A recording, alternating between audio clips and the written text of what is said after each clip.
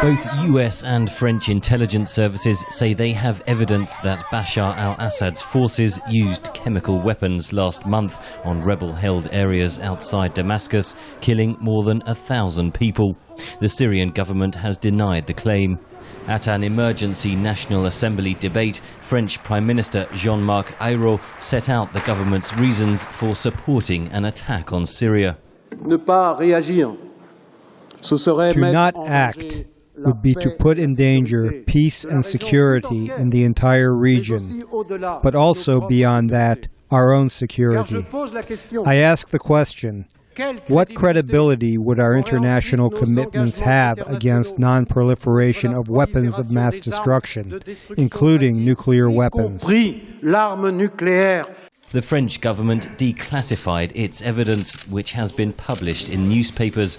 That's a deliberate ploy, says François Heisberg of the Paris-based Foundation for Strategic Research. One is the straightforward goal of answering the question, what happened and who did it.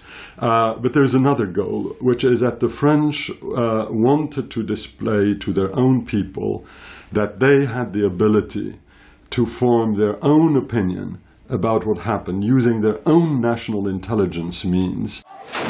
France has a special interest in the Syrian conflict, says David Cadier of the Ideas Analysis Group at the London School of Economics and Political Science. Syria is not just any country for France.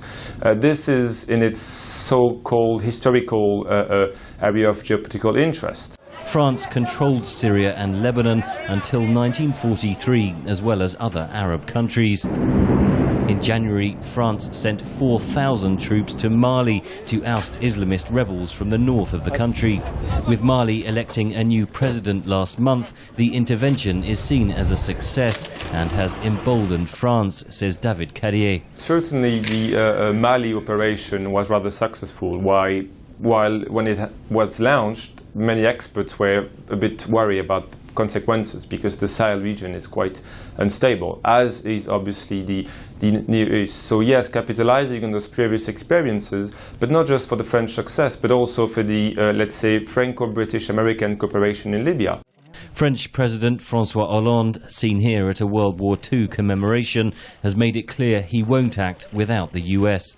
With the British Parliament voting against any military action, Franco-American ties are strengthening, says David Cadier. France realized that the transatlantic alliance needs to be strengthened, and to strengthen such alliance, the need to demonstrate some kind of capacity, including military capacity. US President Barack Obama has asked Congress to authorize military strikes against Syria. Analysts say French President François Hollande is under increasing pressure to follow Washington and London and allow lawmakers to vote on military action. Henry Ridgwell for VOA News, London.